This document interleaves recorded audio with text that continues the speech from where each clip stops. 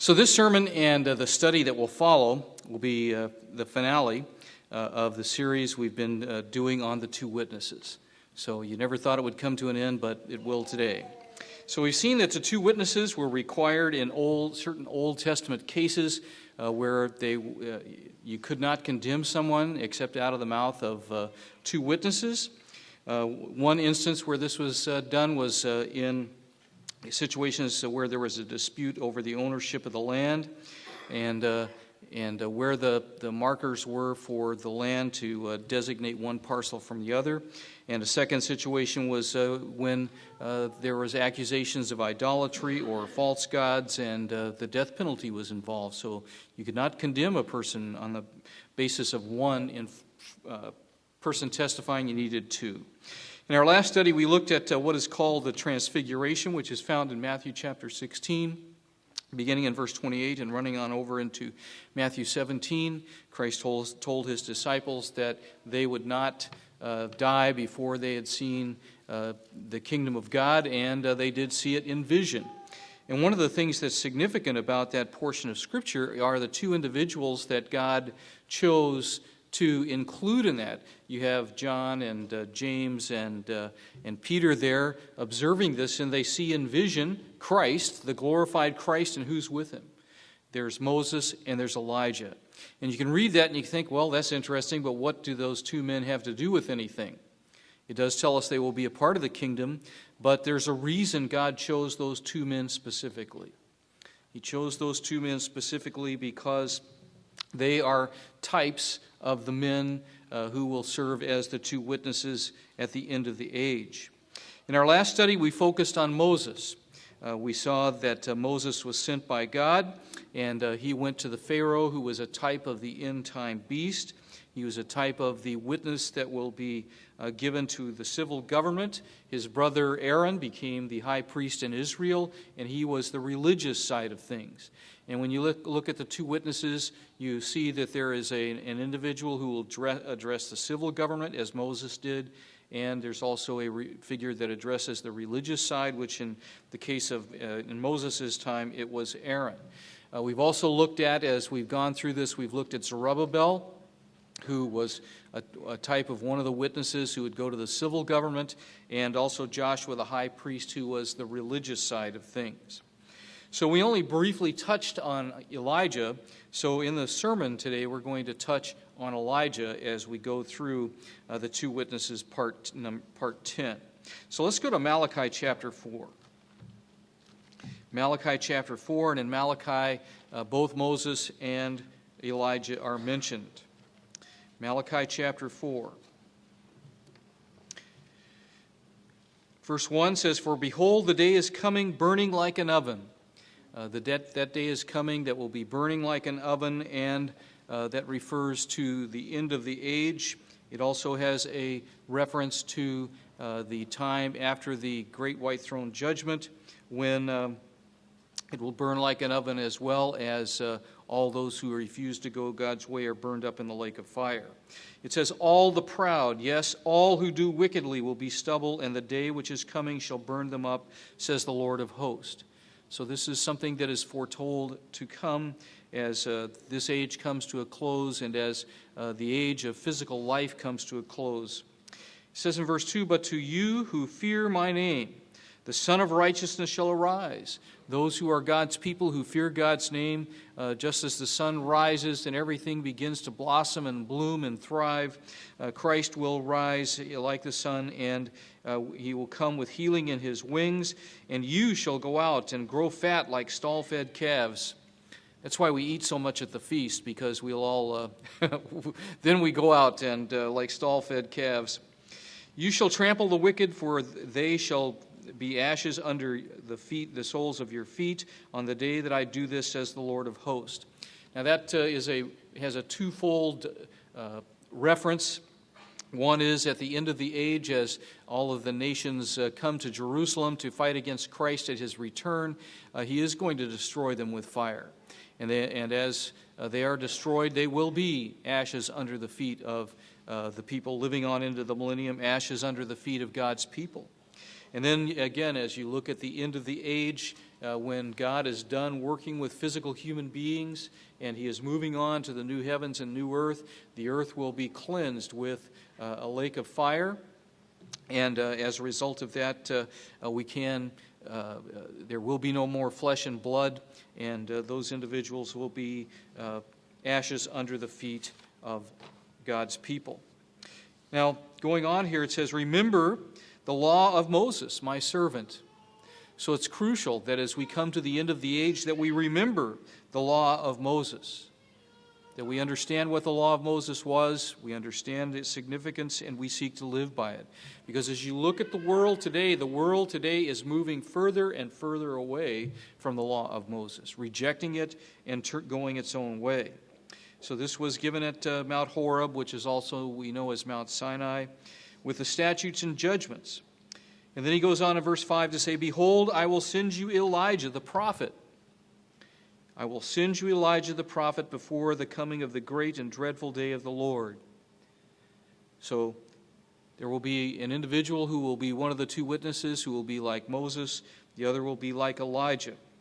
And it says of Elijah, and he will turn the hearts of the fathers to the children, and the hearts of the children to their fathers, lest I come and strike the earth with a curse. There are a couple of different applications of that. One is about human relationships, the right relationships between fathers and children and fathers, and also it has an application to the fact that we have left the God of our fathers, the God of the Bible, and as a result of that, we need to be turned back to the God of our fathers. Because if we don't turn back to him, then the earth will be under a curse. So let's go back and look at Elijah, who is a type of the witness who will be going to the scattered church and talking on Baal worship, because Baal worship goes on today. It is being practiced today, whether you realize it or not. And Elijah is a type of witness who will be preaching against Jezebel. Jezebel is a type of a false church at the end of the age, and talks about in Revelation that a harlot rides the beast and she teaches idolatry. And the message will also be, come out of her, my people. Don't be a part of this system, because this system is going to be eradicated. Don't be a part of it. Recognize the system for what it is and turn from it. So the lifelong adversary of Elijah was Jezebel. She was his lifelong adversary. Jezebel was from the city of Tyre, and she was the daughter of a priest of Baal from the city of Tyre. Tyre was a center of shipping and commerce in that part of the world, and they sent their ships traveled all around the world carrying goods to various ports throughout the Mediterranean. The city was destroyed by Alexander the Great, and one of the chief exports of the city of Tyre was Baal. So wherever the ships of Tyre and Sidon went, they took Baal worship with them. It was fundamental to being a member of that city, a citizen of that city, and they carried Baal with them. They not only took the male god, Baal, but they also took the female goddess, and that was exported as well. They exported the whole system, the male and female gods of Tyre. So Tyre was a center of Baal worship. So when Jezebel so somebody thought it was a good idea to form an alliance between Tyre and Israel. So to form that alliance, they came up with the idea of having the Jezebel marry the king of Israel, which God emphatically told them, don't do that. But Israel had been moving away from God, and seeing them having the Jezebel marry the king of Israel was a part of forming an alliance which superseded what God told them to do. So it was a bad decision, but it was a decision they made. And as you look at Israel, you find that Israel had already begun to draw away from God. When the nation split after Solomon's death, during the time of King Rehoboam, they split. Part of them went with Rehoboam, and the other part left. The other 10 tribes went with Jeroboam and formed the northern kingdom. So at that split, you had the northern and southern kingdom. And Jeroboam came to see that, you know what? These people are all going to go up to the feast in Jerusalem. They're all going to keep the holy days. And I don't want them going down there because I want political control over these individuals. So what I'm going to do is I'm going to set up golden calves in the north and in the south. And I'm also going to set up a priesthood for those golden calves. So fellas, you don't have to, nobody has to go down to Jerusalem to worship. And what I'm also going to do is I'm going to switch the Feast of Tabernacles from the 7th month to the 8th month.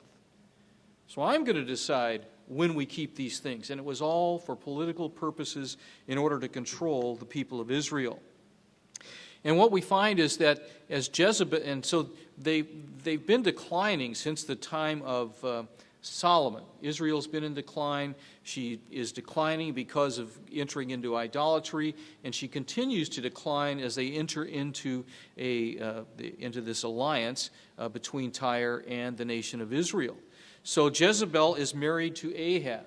And when Ahab married Jezebel, who was the dominant figure in the relationship? The dominant figure was Jezebel. And Jezebel, in a sense, rode the beast. She controlled what took place. And she had no intention of coming into Israel and taking and following Ahab in the worship of the true God. She came there fully intending to convert Israel to Baal worship. That was her God. Her God was supreme, and she was going to try to influence the situation there. And Elijah, God raised up Elijah from, he was Elijah the Tishbite from this kind of a way out area in Manasseh, in Gilead. And God called him and said, I want you to go to Israel and seek to turn Israel back in the right direction. So Elijah then is automatically the adversary of Jezebel, who's seeking to lead Israel away from the true God into Baal worship and the worship of the female goddess as well. And Elijah is seeking to bring the people of God back into a right relationship with God. So let's pick up the story here in 1 Kings chapter 17. 1 Kings chapter 17.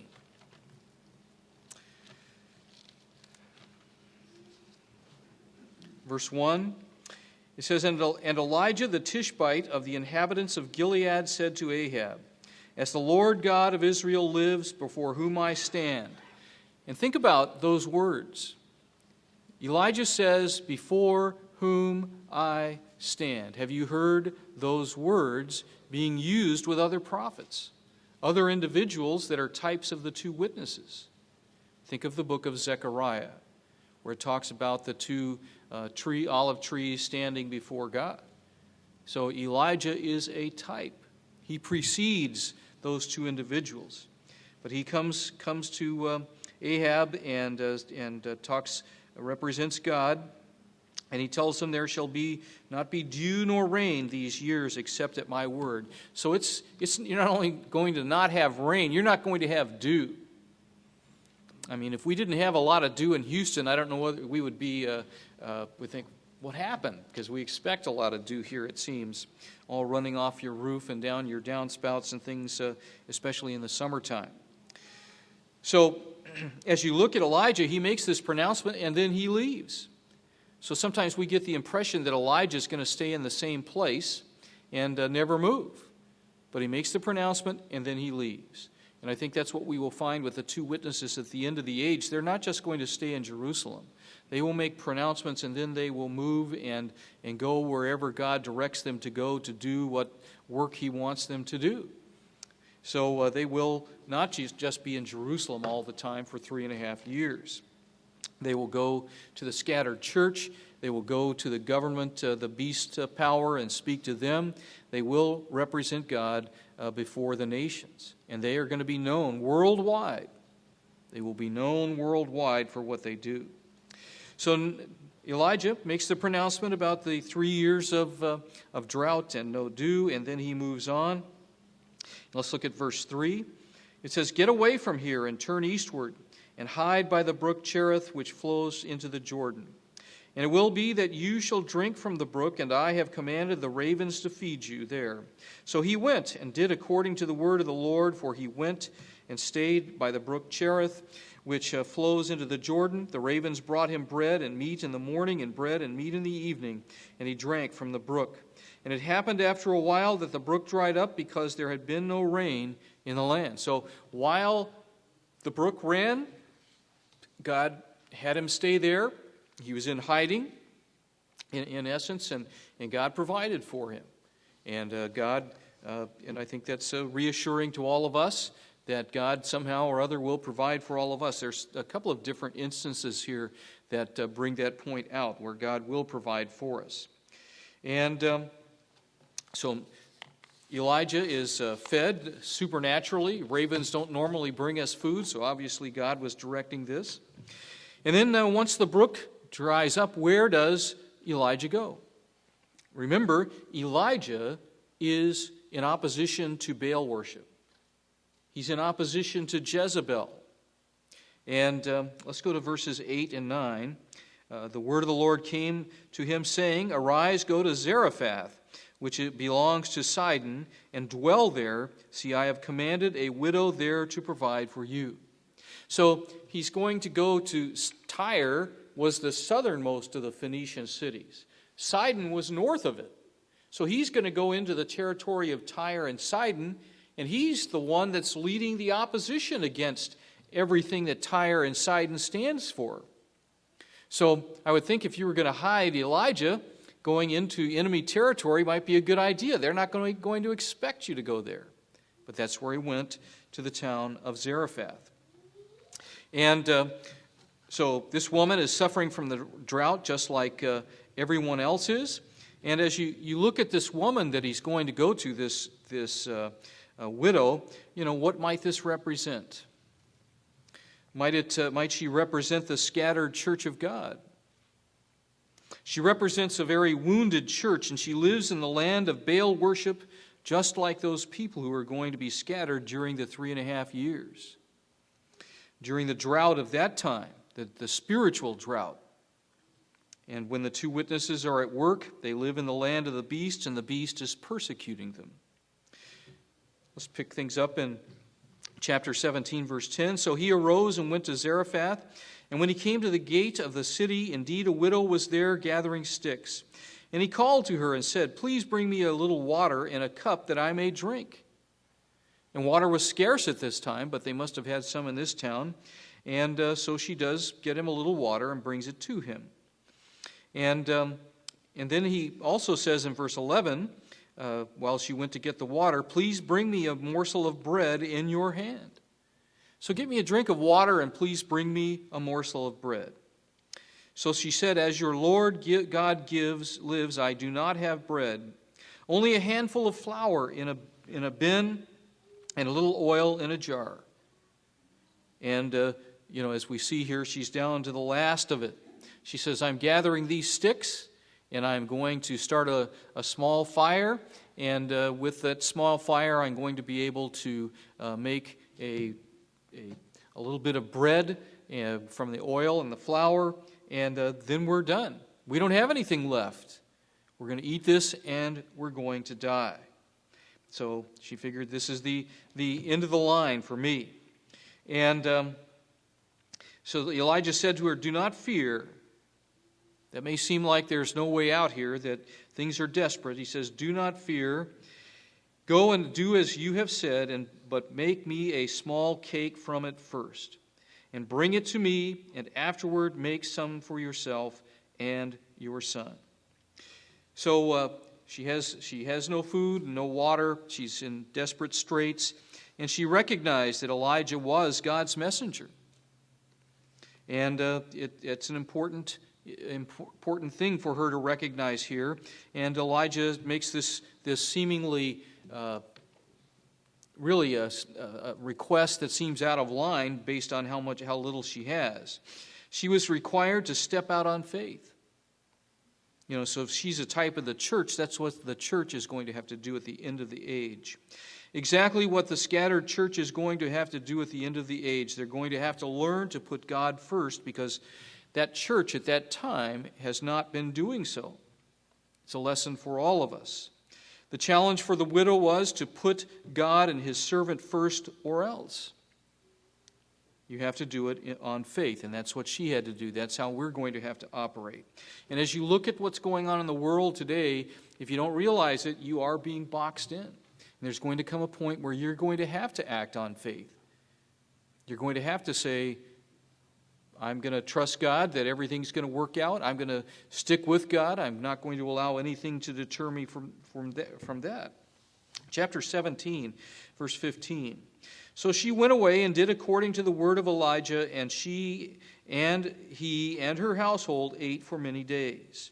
The bin of flour was not used up, nor did the jar of oil run dry, according to the word of the Lord which he spoke by Elijah.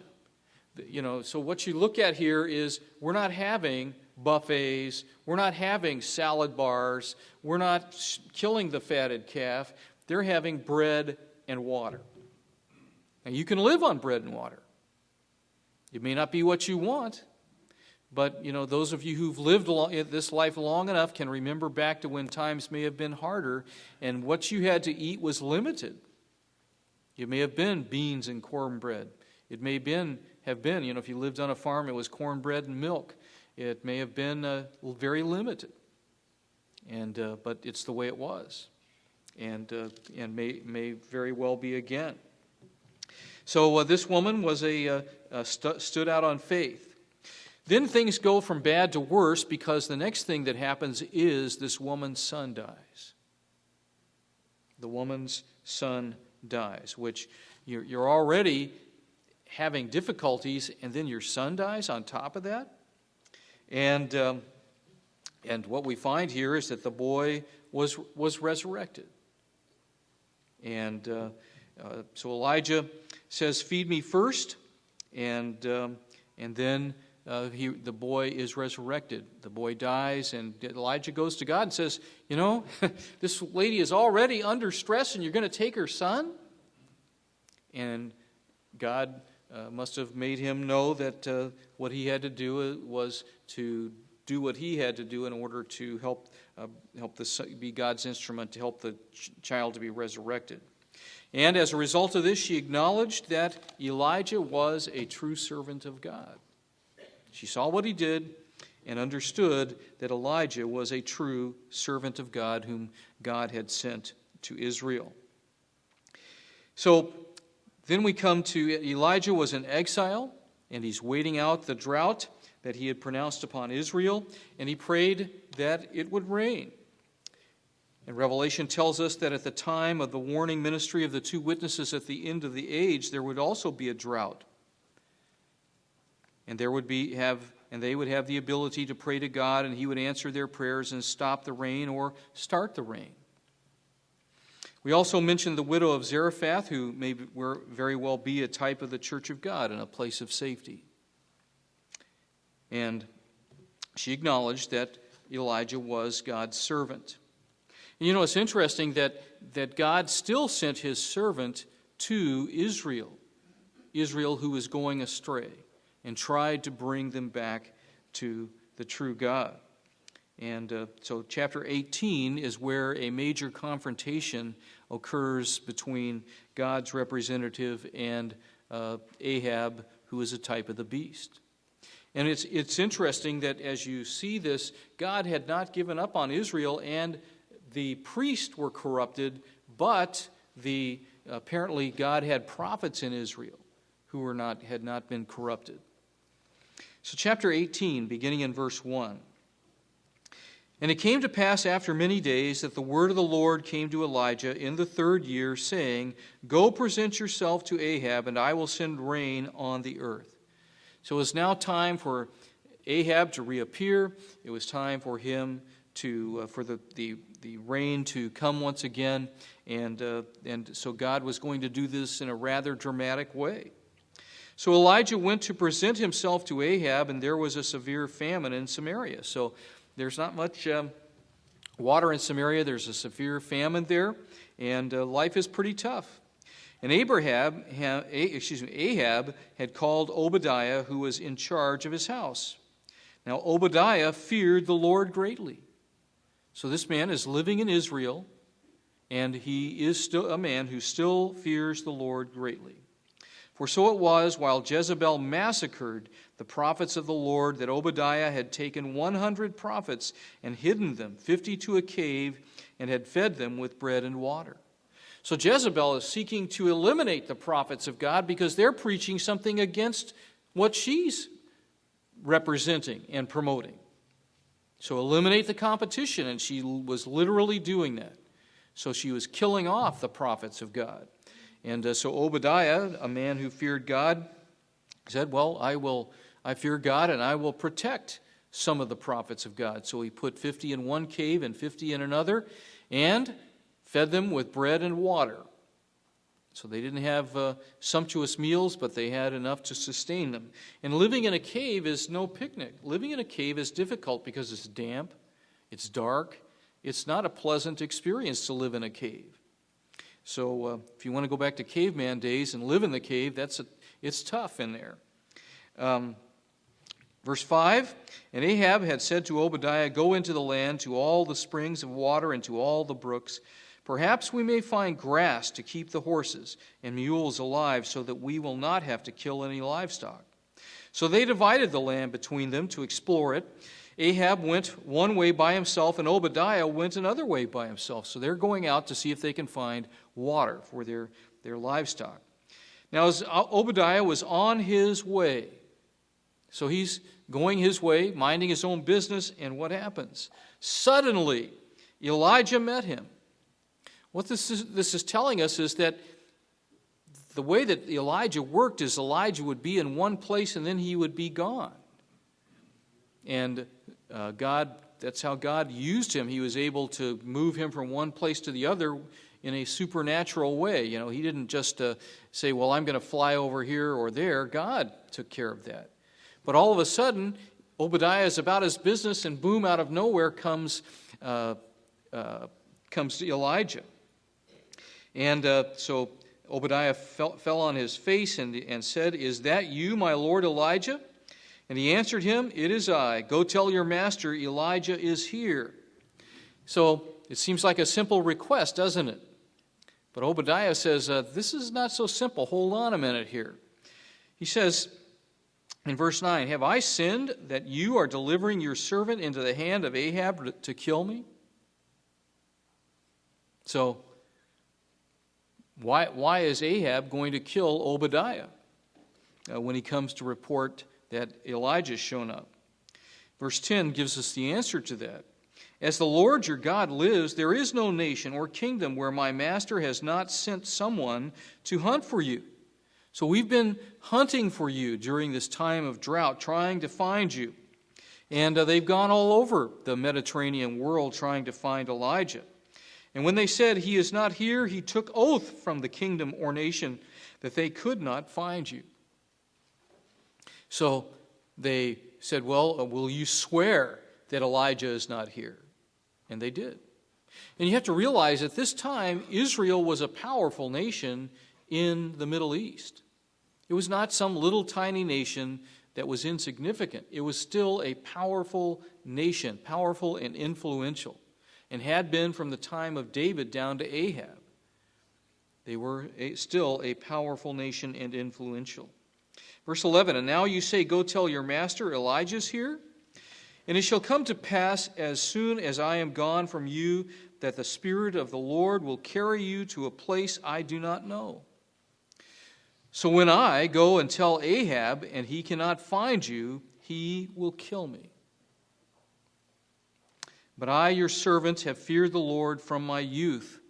You know, that you can see Ahab is an individual who wanted his own way and got his own way and was a strong personality. And this servant of Ahab knew that if he came and reported Elijah was there and then he wasn't there, that Ahab would have him killed and wouldn't even think twice about it.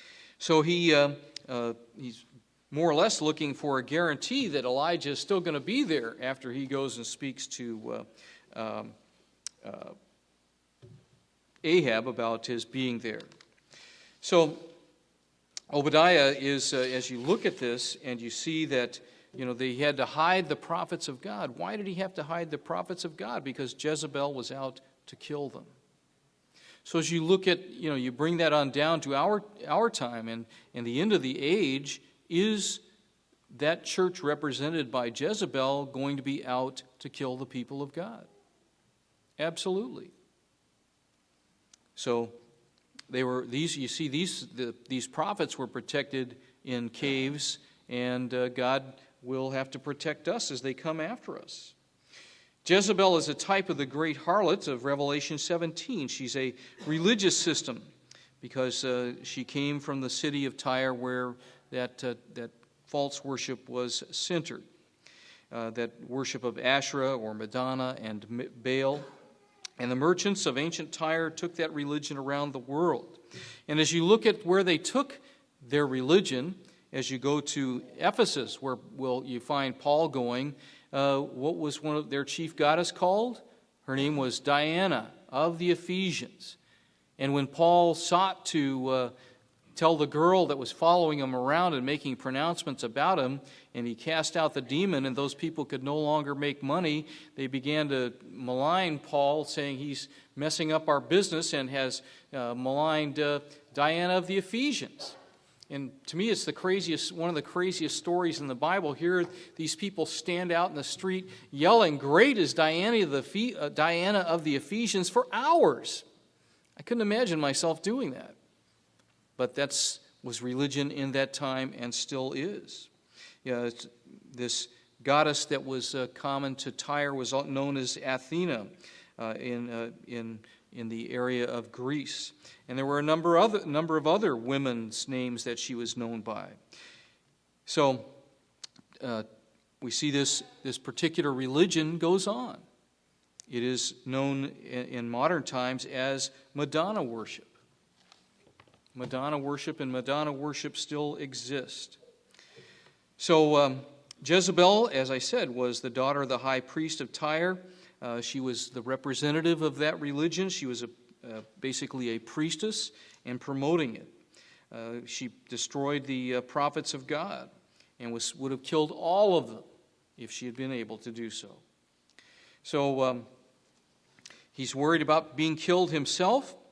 And then we come down to verse 15. It says, "Then Elijah said, 'As the Lord of hosts lives, before whom I stand, I will surely present myself to him.'"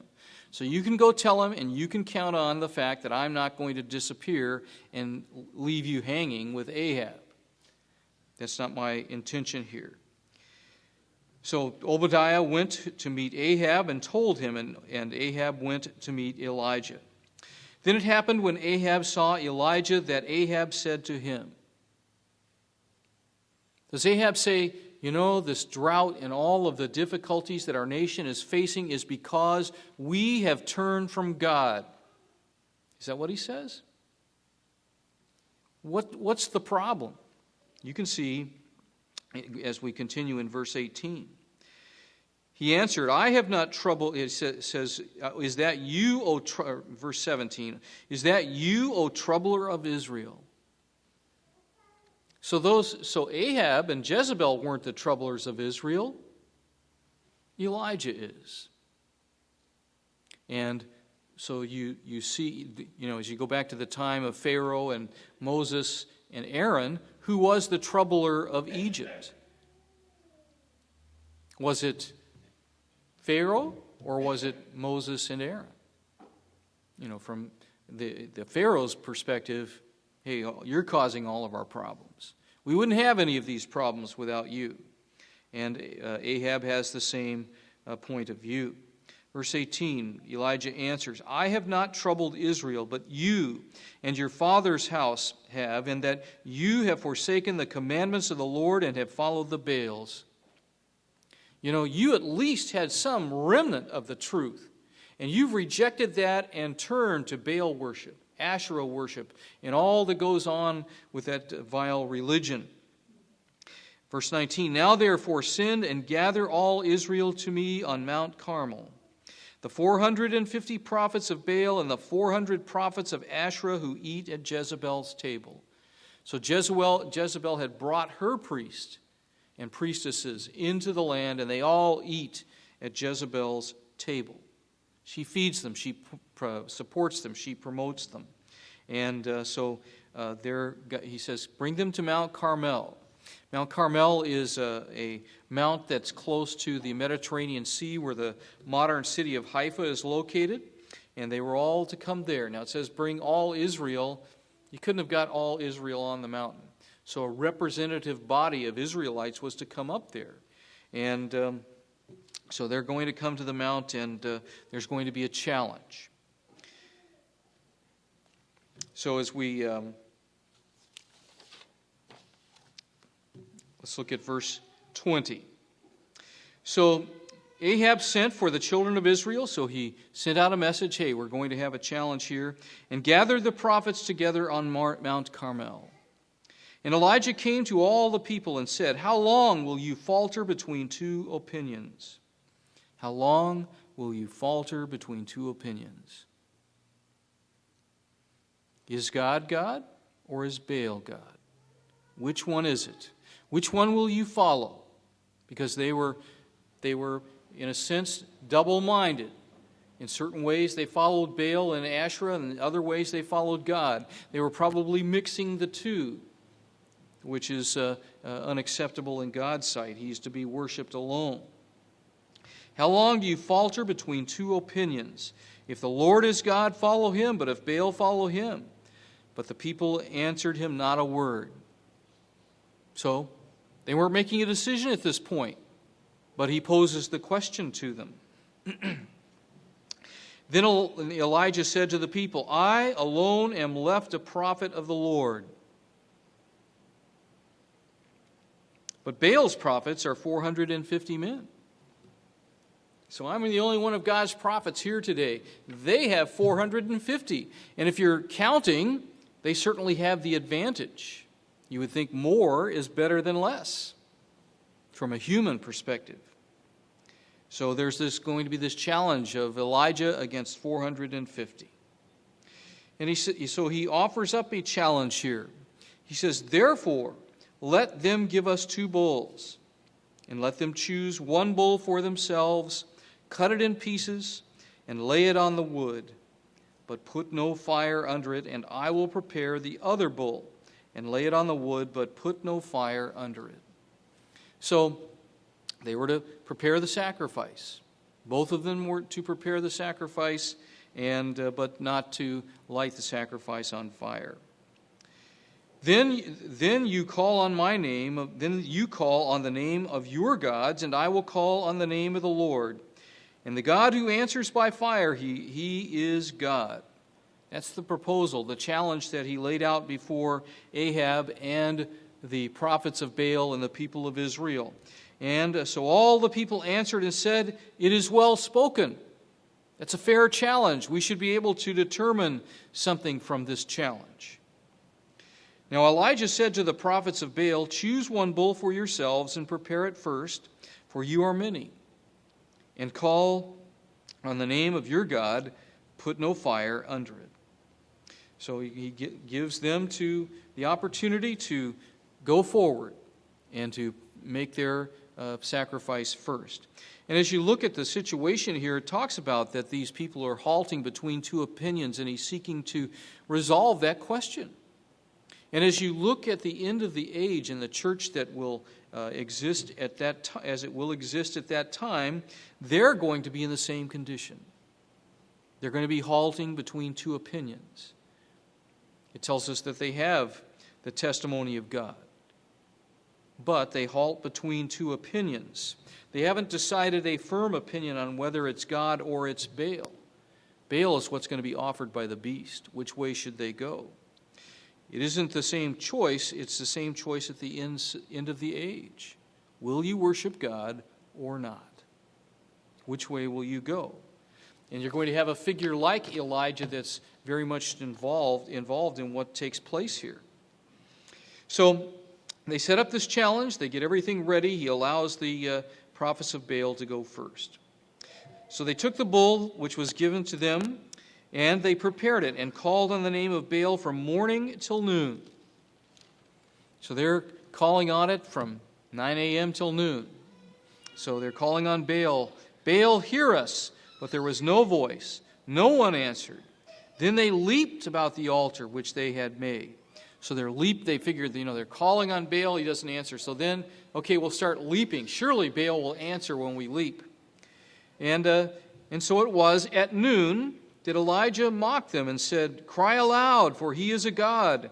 Either he is meditating, so he's not listening, or he is busy, or he is on a journey, or perhaps is sleeping and must be awakened. So he mocks them that this God is not answering. Verse 28, so they cried aloud and cut themselves, as was their custom, and with knives and lances until the blood gushed out of them. So they figure, okay, he's not, we cry out, he's not listening. We're leaping around, he's not listening. So now we'll cut ourselves. And he'll be forced to answer as all this blood pours forth from the cuts upon our bodies. And when midday was past, they prophesied until the time of the offering of the evening sacrifice, somewhere between 3 and 5 p.m. So they've been at it for 6 to 7 hours. And Baal still hasn't responded. But there was no voice, no one answered, no one paid attention. So this God that is such a great and powerful God and superior to the God of Israel, no response at all. Then Elijah said to the people, come near to me. So all the people came near to him. So they've been given their opportunity. Let's see what my God will do. And he calls all the people to him, and he repaired the altar of the Lord that was broken down. It was no longer used. It had been there. It had been a place where a sacrifice could be made to God. It was no longer used, and he repairs it, builds it up. And how does he build it up? Elijah took 12 stones. 12 stones according to the number of the tribes of the sons of Jacob, to whom the word of the Lord had come, saying, Israel shall be your name. Then with the stones he built an altar in the name of the Lord, and he made a trench around the altar, large enough to hold 2 seahs of seed. So he builds the altar, and it's representative of Israel. 1 stone for each of the tribes of Israel. And so he sets this all up, gets it all ready. And so he begins to get ready his sacrifice. Verse 33, and he put wood in order, cut the bulls in pieces, and laid it on the wood, and said, fill 4 pots with water, and fill it, and pour it on the burnt sacrifice on the wood. Then he said, do it a second time. And then he said, do it a third time. And they did it a third time. So the water ran all around the altar, and also filled the trench with water. So there's water everywhere. You would never be able to light this sacrifice on fire. The wood is drenched. There's water on the ground. All around there's water. No way you're going to get a fire started here under normal circumstances. Something supernatural is going to have to take place. And it came to pass at the time of the offering of the evening sacrifice that Elijah the prophet came near and said, Lord God of Abraham, Isaac, and Israel. Who are Abraham, Isaac, and Israel? They are the fathers. God is the God of those fathers, and Elijah is seeking to have the hearts of the people of Israel turned back to the God of Israel, the God of Abraham and Isaac. Let it be known this day that you are God in Israel, and I am your servant, and that I have done all these things at your word. Hear me, O Lord, hear, that this people may know that you are the Lord God, and that they have turned their backs to you again. Then the fire of the Lord fell and consumed the burnt sacrifice and the wood and the stones and the dust, and it licked up the water that was in the trench. Could you have a more dramatic situation here than this. I mean, if you were wanting to portray the Bible, to portray this would be such a dramatic occurrence. So it licked up the water and that was in the trench. Now when all the people saw it, they fell on their faces, and they said, "The Lord, He is God. The Lord, He is God." So they recognized that something supernatural had been done here. And they recognized that Elijah was God's representative. He was trying to tell them about the true God and to draw them back to the true worship of God. And so he's seeking to point them in the right direction. As you looked at the altar that was being built there, you had the symbolism of Elijah rebuilding the altar and the 12 sons of Jacob. It has an end-time fulfillment as well. Israel will be involved physically and spiritually. We as the church, we are the spiritual Israel, and physical Israel continues to exist, not only in the land of Israel, but throughout the Western world. So, as you look at verse 40, Elijah said to them, "Seize the prophets of Baal. Do not let one of them escape." So they seized them, and Elijah brought them down to the brook Kishon and executed them there.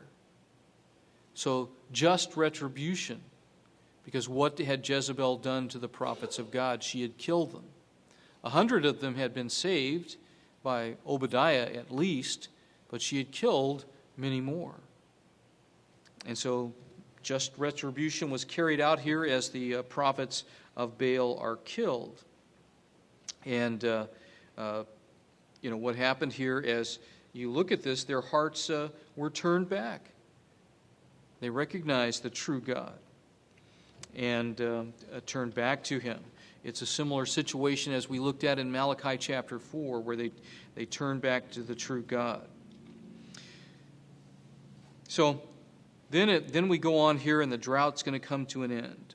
Verse 41, "Then Elijah said to Ahab, 'Go up and eat and drink, for there is the sound of abundance, the abundance of rain.' So Ahab went up to eat and drink, and Elijah went up to the top of Carmel.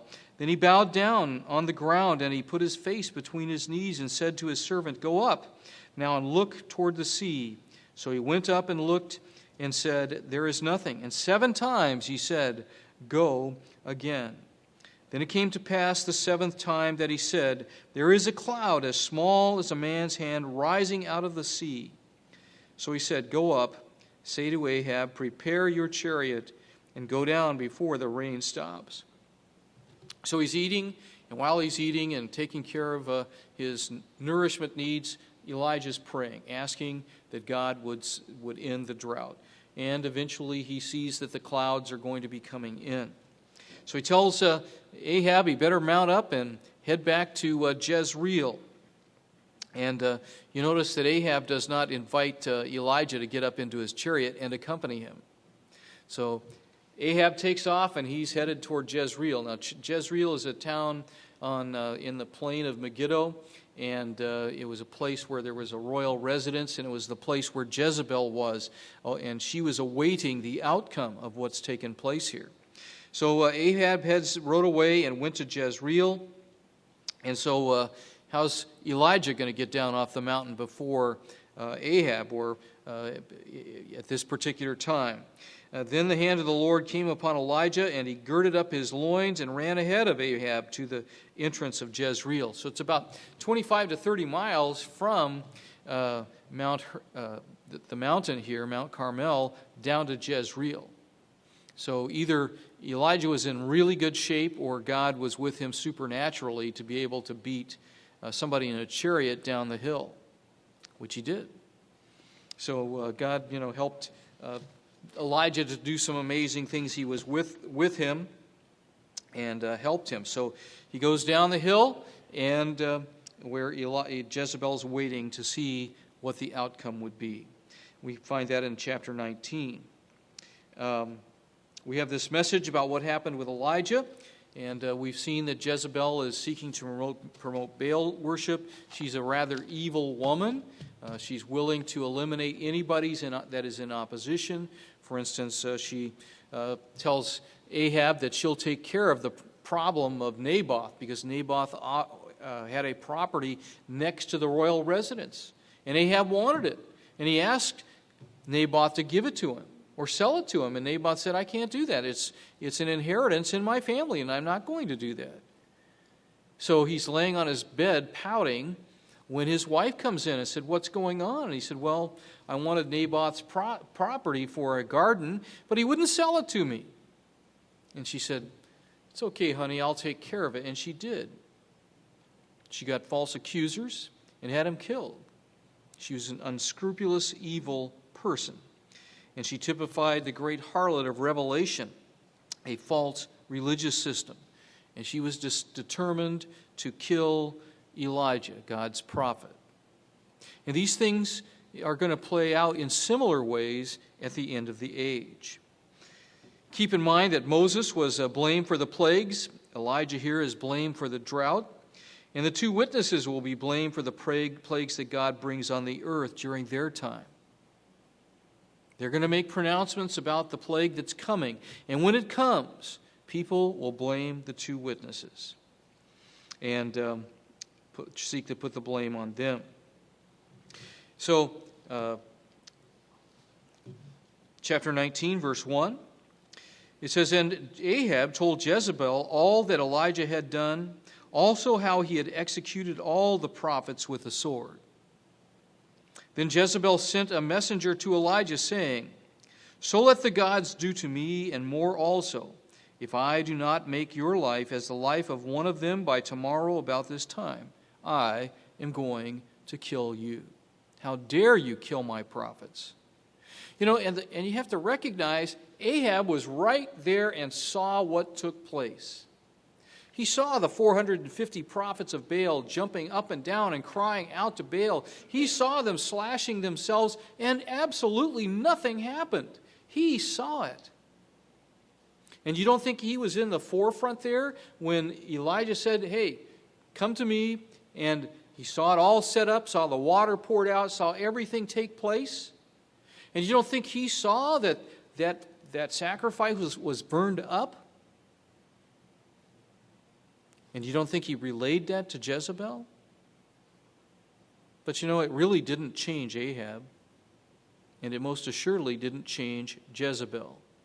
She did not stop and say, wow, that's wonderful. Now we know who the true God is. It's not Baal. It must be this God that Elijah represents. That wasn't her mindset. Her mindset is, you're dead. And just as those 450 prophets of Baal were killed, I'm going to kill you by this time tomorrow. And you know, as you think about Elijah's had one of the greatest triumphs in the Bible. Just a fabulous triumph. And the next thing he knows, he's running for his life. It seems strange. You would think, wow, victory, and good things are going to come after this, but no, he's having to run for it. You know, it tells us, you know, Christ told us that if you seek to live righteously, then you will be persecuted. It just comes with the territory. So they're going to try to kill him. In verse 3, and when he saw that he arose and ran for his life and went to Beersheba. Either he was he's probably glad he was either in good shape or God was with him, because he ran off. And he went to Beersheba, which is in the southern part of Judah, down toward the bottom of modern-day Israel, where it's very desert-like in that area, which belongs to Judah, and he left his servant there. So he left his servant there, and he went on. And because God wasn't done with him, God was going to do more with him. So as we go on here, let's go to 2 Kings. You might keep your finger there because we'll come back to chapter 19. But let's go to 2 Kings chapter 1. Just over a few pages here to 2 Kings chapter 1.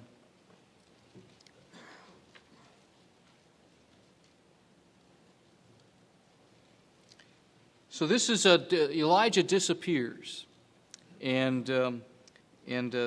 really, he's not very prominent after this incident with confronting the prophets of Baal. But he does show up again a few years later here. It says in 2 Kings chapter 1, Moab rebelled against Israel after the death of Ahab. So some years have gone on. Ahab has died. Now Ahaziah fell through the lattice of his upper room in Samaria, and was injured. So he sent messengers and said to them, "Go inquire of Beelzebub, the god of Ekron, whether I shall recover from this injury." So remember, the question was, are we going to worship Baal, or are we going to worship the true God? Obviously, this son of Ahab hadn't gotten it. He's worshiping Beelzebub, who, as you look in your margin, the Lord of the Flies. So anyway, verse 3, "But the angel of the Lord said to Elijah the Tishbite, 'Arise, go up to meet the messengers of the king of Samaria, and say to them, Is it because there is no God in Israel that you are going to inquire of Beelzebub, the god of Ekron?'" So Elijah is still seeking to point people to the true God, and confronts the king's representatives going up to this false god, this Baal. So as we go to 2 Kings, let's look at chapter 1, verse 8. 2 Kings 1, verse 8. "So they answered him, a hairy man wearing a leather belt around his waist, and he said, 'It is Elijah the Tishbite.'" He wants to know who this guy was. And so from the description, he knows it's Elijah the Tishbite. And as you go forward in time, do you ever find another person who dresses similarly? How about John the Baptist? John the Baptist. And, it makes you, I'm not sure whether the two witnesses are going to be dressed this way, wearing a leather belt around the waist or not. I don't know whether they'll be hairy. One of them will be a hairy man. I don't know. But Elijah was distinct, and you when you described him, you knew that it was Elijah. And so they want Elijah to come down. It says, "Then the king sent to him a captain of 50 with his 50 men. So he went up to him, and there he was sitting on the top of a hill, and he spoke to him, 'Man of God, the king has said, come down.' And he wouldn't come down. So Elijah answered and said to the captain of 50, 'I am a man of God. Then if I am a man of God, let fire come down from heaven and consume you and your 50 men.' And fire came down from heaven and consumed him and his 50. And a second man came up. And, they had negative intentions toward Elijah, and the captain and his 50 men were also burned up. So a third man came, and he was much more humble, and knew what had happened to his predecessors, and said, 'Hey, I'm just carrying out a mission here, and I'm respectful.' And he didn't kill him, but he did come down. He did come down from that hill. And we see here that Elijah had the power to call down fire from heaven. And as you come to the end of the age, God's representatives, the two witnesses, are going to have the same power to call down fire from heaven. They will, one of them will be a type of Elijah, the other of Moses. So then let's go back to 1 Kings chapter 19. So Elijah's on the run, and he goes to Beersheba, and then he goes beyond that to Mount Sinai. And Jezebel is hunting for him and wants to kill him. So let's pick up the story in chapter 19, verse 9. "And there he went into a cave and spent the night in that place." And, he was very depressed at this particular time. Depressed because he had been on such a high in the great miracle being done, and now he's running for his life. And, what's God working out? Why is God allowing this to unfold? And the word of the Lord came to him, and he said to him, "What are you doing here, Elijah? Why are you here?"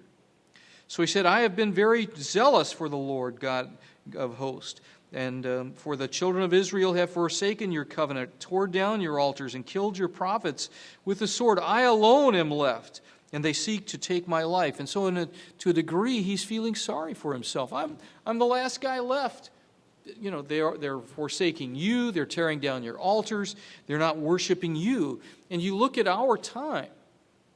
As you look at our time, you are seeing this take place as people turn from the Bible, as people turn from God. And even the vestige of an understanding of God that they once may have had is waning. One of the things that's interesting to me is they've had a debate about homosexuality and marriage and that kind of thing. And one commentator said, look, you cannot try to refute that idea from the Bible. The Bible is personal and it's private. It has nothing to do with government policy. And and that's an indication of how far away from God you've gotten when you're saying the Bible, the Word of God, no longer has any impact upon policies in a nation. It's an indication of where the direction that your country's going, and it is away from God. And when you move away from God, then you become God, and you establish your own laws. And that's a very dangerous thing for human beings to do. But that's the direction that we're headed now, not only in that, but in other areas of life. And it is sad to see that we're going in that direction. Verse 11, then he said, go out and stand on the mountain before the Lord. And behold, the Lord passed by, and a great and strong wind tore into the mountains and broke the rocks in pieces before the Lord. So is the Lord in this? Is the Lord in this? But the Lord was not in the wind. But after the wind, an earthquake. But the Lord was not in the earthquake. And after the earthquake, a fire. But the Lord was not in the fire. And after the fire, a still, small voice. Is God there if He's not making awesome displays? For instance, in your life, are there constant miracles? You know, if you touch flowers that have turned brown, you touch them and they blossom and they're all bright and beautiful again? None of us can do that. Do we have to have miracles and awesome displays to know that God is there? God is in your life through His Spirit, and it is small and it is still, but it is still a voice that is impacting you. And God is making this point with Elijah. It doesn't have to be a great and powerful display like on Mount Carmel. So it was when Elijah heard it that he wrapped his face in his mantle and went out and stood in the entrance of the cave. Suddenly a voice came to him and said, "What are you doing here, Elijah?" And Elijah replies the same way he did before. "I have been very zealous for the Lord God of hosts, because the children of Israel have forsaken your covenant, torn down your altars, and killed your prophets with the sword. I alone am left, and they seek to take my life." So is God going to answer Elijah here? Is he going to give him some answer? Because, Elijah's discouraged. What's he going to tell him? So we come to verse 15, which is kind of a strange verse. Verse 15, "Then the Lord said to him, 'Go, return on your way to the wilderness of Damascus. And when you arrive, anoint Hazael as king over Syria.'" Now, this was unusual because, the prophets of Israel didn't anoint foreign kings. But this is what God wants Elijah to do. Verse 16, "Also you shall anoint Jehu, the son of Nimshi, as the king over Israel." So he's telling him the king is going to be replaced and Jehu's going to take his place. Jehu was of the royal house, but he was not in the kingly line. "Then Elisha, the son of Shaphat, of the Abel Meholah, you shall anoint as prophet in your place. It shall be that whoever escapes the sword of Hazael, Jehu will kill. And whoever escapes the sword of Jehu, Elisha will kill. And so to answer your question that you're the only one left, let me tell you, yet I have reserved 7,000 in Israel, all whose knees have not bowed to Baal, and every mouth that has not kissed him. So God doesn't really answer the question. He tells him to go anoint these different individuals, and he tells him that he still has Christians. His people are still around. And so Elijah is going to disappear from the scene. He's not going to be prominent. We saw that he does come into play in 2 Kings, and he disappears, and he shows up again in 2 Chronicles 21:12, where he writes a letter.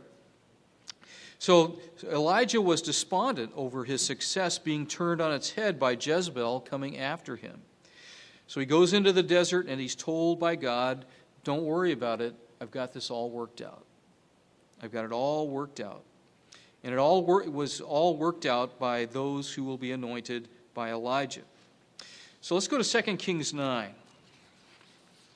2 Kings 9, and we'll wrap up this portion with Elijah. So he anoints Jehu, and that takes place in chapter 9, verse 1. And Jehu's an interesting guy because he served in Ahab's house, and he had seen Jezebel kill the prophets. He had seen them kill Naboth and steal his property. Jehu had seen God's pronouncements against Ahab and Jezebel, and he knew all that was to happen to these people for God's justice to come out. And so all of this unfolds. Kings are killed here in chapter 9, and Joram is killed, and his body is tossed on the field of Naboth. Interesting turn of events there, right onto that field. And Ahaziah, the king of Judah, is killed. And then they come up to where Jezebel is at in Jezreel. And she sees that Jehu is driving madly toward her, and she puts on her makeup and gets ready for Jehu to show up, and she figured, well, I'll just smooth talk my way out of this. And Jehu wasn't a person who was going to be deterred. And he came up, and there were two slaves there, and he said, are you with me, or are you with Jezebel? And they kind of looked at the lay of the land, said, we're with you, brother. And they threw Jezebel down onto the street from the window she was looking out of. So Jezebel was probably in her 40s at this time, and Jehu carried out God's pronouncements as God had anointed him. So as you think about Moses and Elijah, they were both well known in their times. Elijah was known in his time and recognized in his time. And God announced messages through both of them. Both of them were blamed for the punishments that they pronounced. And they are a type of the two witnesses who will be blamed for the plagues that they will announce.